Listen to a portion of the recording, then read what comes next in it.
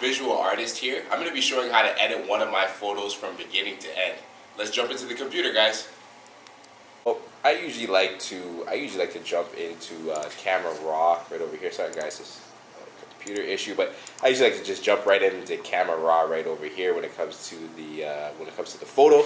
So what I like to do is in Camera Raw just mess around with a little bit of the actual photo itself. So right here I'm just gonna mess around with the contrast. So for the contrast, I don't like to go beyond 10 pretty much on any photo. Maybe 20 if it's a black and white photo, but generally beyond 10 it'll look a little bit too contrasty. I like to usually just boost up the highlights a little bit. Obviously it's subjective to every photo. Just darken the shadows just a little bit, maybe again no beyond 10, about -5. And for the clarity, I don't like to go up beyond 10. Now this is a very sharp photo, so it was I shot this at f13 2/50th of a second and ISO 250 with studio lighting. And with studio lighting, it creates obviously a lot of sharpness to your images. So okay, we're gonna go into the other aspects that I would go into. So open this up. So for the first thing I like to do when I was retouching my photos, I was doing frequency separation and dodging and burning separately, but that was too much. So I ended up purchasing the Retouching Academy. The Retouching Academy is a great tool to being able just to put everything that you sort of need for portrait retouching in one quick action. So for this, we're gonna I usually like to jump right into frequency separation as the first thing that I'm doing. So just to give you guys a little bit of a quick, oh sorry guys, pressed the wrong thing. A little bit of a quick reaction with frequency separation. It's basically it divides everything between two layers, low frequency and high frequency. I'm not greatest with the definitions, but basically one of the frequency is basically like the texture, the actual texture of the skin, and the low frequency is basically for like blending in the skin tones. So we're gonna start off with the low frequency right over here. I'm gonna jump into the mixer brush tool. So you jump into the mixer brush tool, and these are the settings I have. I have the setting to custom, wet 1%, load 75%, and mix 90%, and the flow is 14. You could play around with it more or less to see if that's something that works for you. I like these settings the most just because I didn't think it made sense to do it too much, or it starts making the skin look too soft. So we're gonna just jump into it, do a little bit of a quick version. Sometimes when actually doing this can take all the way up to 20 to 25 minutes, depending on how the makeup artist did everything, and depending on if you like the skin tones blending in. So we're gonna do that. So I'm just gonna blend it in. The biggest thing I always like blending in is the highlights. The highlights in from the cheekbone to the bottom of the face, or the mid part of the face, to blend that in, because that is usually quite a different contrast between each other. And the next thing I'd like to definitely do is right under the eyelid. Usually, like this model, and her name is Sarah Assini. She's a makeup artist as well, and then go book her when you have the opportunity. She did a great job of doing this makeup, but a lot of times when you do a lot of photographs, you sort of notice that there is it's dark right under the eyeball, and that will sort of make it not look too aesthetically pleasing, in my opinion. So you have to do a few different steps, and usually blending them is one of the bigger steps. So I'm just gonna blend it in here quickly, guys, because like I said, it's gonna take up to 20 to 25 minutes, and I don't want to keep you here for that long. So we're gonna just blend it in, going on the other side, just right under the eyelid over here. Just blend in the highlights to the top part of the skin. Just doing this quickly. Going out. Perfect. Whoops. Back to the zoom. Zoom out some more. Perfect. Yeah, you can see blending in this over here. Blending in this. Perfect. Then we're just gonna go do a quick blending of the skin of right under her neck and collarbone. So all this really makes a big difference if you really want to make your photos look great. So we're going to do this. Just blending this in some more. And that's perfect, guys. Right over here. Just blending this in. Just quickly for you. Okay. So I'm just going to show you guys a quick before and after. I guess just blending it in. Sometimes when you blend it in a little fast like that, I do, there's a little bit of mistakes. But if you want to go in like really in depth, you got to sort of sometimes zoom into everything and do it like that. So this is a quick before and after of actually just editing the low frequency layer. So you can sort of see the big before and after right over there. And to be honest, this isn't even done exactly perfectly. So this for the high texture, I like to take out anything like skin tags or wrinkles or anything like that with this alone. So what you usually go into is go into the patch tool. So I think it's J, and then you go right into the patch tool. So she doesn't really have too many. She had great skin, and she, like I said, she did the makeup great. But I usually like to take out the laughing lines of a model. Let's see if there's anything else. She really actually did a fantastic job. And also as well, for the most part, when you do blend in, with the low frequency layer with the mixer brush, it does do a good job of getting rid of any like skin tags, or most of the skin tags and everything like that. So you shouldn't really have to use this too much if you blended it correctly, but sometimes in some situations you're gonna definitely have to do so. So let's just fit this on the screen. Okay, so wasn't that big of a difference. I'll show you, like I said, that's a before and after that. This is a before and after of the high frequency layer. And the next step I usually like to go into is I like to go into the dodging and burning. So I'll create a video about dodging and burning a separate time because it's something. So, but dodging and burning, just to do it, give you guys a quick description, is basically highlighting and darkening certain parts of the photo. So we're going to start with the dodge layer first. This is going to be the highlighting area of the photo. So usually what I like to highlight is the highlights. I like to highlight the highlights of a photo and darken the dark parts of a photo to really make it look dimensional. So I hope you guys understood that exactly what I said. So we're just going to do the eyes right over here. Do the eyes right over here. So just highlight this part. Highlight the lights in the actual photo right here in her eye. Highlight this. I'm going to zoom out. And like to even highlight the highlighter on her lips. Sorry if I'm using some of the wrong terms, and I'm not a makeup artist. See right here, highlight right under here, which is the collarbone, to just really make this look dimensional. Right over here. Perfect. I'm gonna just zoom back out a little bit right here. Perfect. So the next thing we're going to go into is the burn. The burn right over here.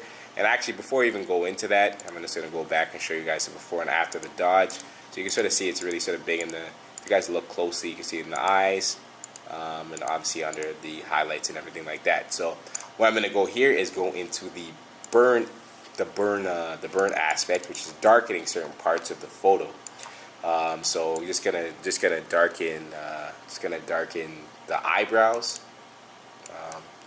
And when doing this, try to like I usually try to stick to with dodging and burning anywhere between about it can anywhere between 0 to about 25%, depending on how much you want to highlight and darken certain things.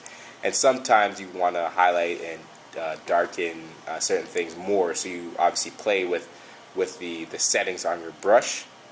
So I like to just darken any of the really dark areas right over here. So like under the nose, the eyelashes, even of the eyes, the eyebrows. Obviously, that's usually the biggest thing, is the actual eyebrows. You can even darken some of the shadows. So for the shadows, like that's left right underneath her hand, I wouldn't do it too aggressively because I don't want to add too much darkness to this photo. So I'll probably just do this about 6% just to add it in, just to add a little bit of dimension. to the photo itself. And there we go. Just add it in. So I'll just show you a quick before and after, I guess, of the burn layer. So you can sort of see it just makes just a little bit, adds a little bit of dimension to the actual photo itself. Right here, and then this is the whole dodge and burn layer. So you can sort of see, just to add that in. So for the next thing I like to do is go through the sharpening. So I like to sharpen an image. So for the Retouching Academy, they have one that is fairly obviously simple to use. It's just a plugin, but there are different ways of sharpening an image, and I guess one day I'll go through that as well. But for this purpose, I'll just sharpen this image. Sharpening the image is actually quite important for showing all the small features, like really showing every spectacle of the eyebrow and the eyelashes and everything like that. So that's that. But I usually, for this layer, I usually don't like to go beyond, you know, maybe 70% max. But this is like a very sharp photo, so I would probably go beyond 40%. That would be the most I would actually do that is 70%, and the least, like I said, anywhere between about 20 to 70% would generally be the least to the most where I would use the sharpening. So here's the before and after off of that. So you see there's a little bit of a difference. Doesn't make a huge difference, but it does make a difference to the photo. All this stuff adds up. Next thing that I would do is, this is called actually the magic eyes. So this is actually editing the eyes. You can't really see too much in this photo, any of the veins that go through her eyes, but you can see it a little bit. So this is another layer that is just really featured on the Retouching Academy that I found really good to be able to use. And I'll show you guys what this does really quickly. So it creates a layer. It creates a layer right here. You can change the iris color, darken the iris, add light to certain aspects of the photo, add light to here, and you can clean the eye, which is what we're gonna go do over here. Basically, just a little bit, just clean the eye. So this is a very strong. This is a very strong layer. So you don't even have to do this too much. What I usually like to do is, I like to do this by like about, say, no more than 20% max, because it's gonna really over clean the eye, and then it doesn't look realistic anymore. So this is gonna do this just a little bit. Do this quick over here, just to add a little bit of difference. Then you can add light to the eye. So this is sort of like another version of dodging or burning, but just for the eye. So right here, we're just adding a little bit more light to the eye. So you can sort of see this is pretty strong right over here, like adding the light. But it really makes that sort of show up in the photos. Because the thing I noticed with portraits is if the eyes don't make like direct contact and don't look the sharpest actually in the photo, then the photo itself doesn't stand out the most.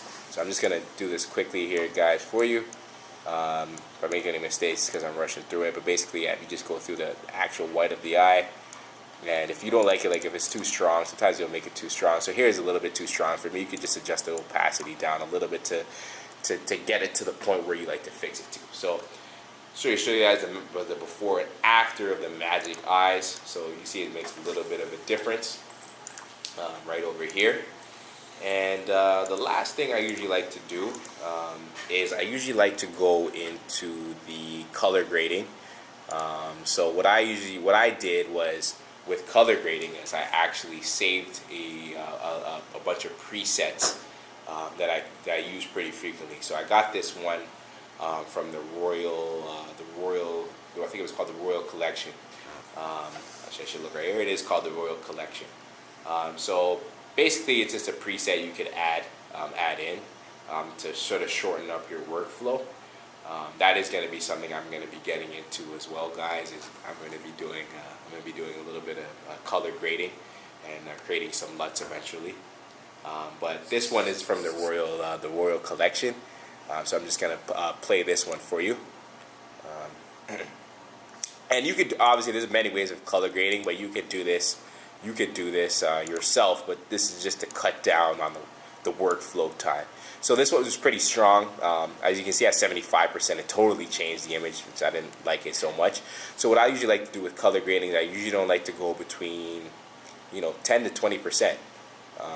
You just wanted to adjust it a little bit, but not too much, because you can already see the big difference here in just 18%. So with this, I noticed too is when you do this, it adjusts the contrast a little bit. So I'm just going to actually increase the contrast, and I'm struggling to find it on the computer screen for some reason. So what I'll do is I'll go back to this layer right over here, the low frequency layer, and adjust the contrast from there.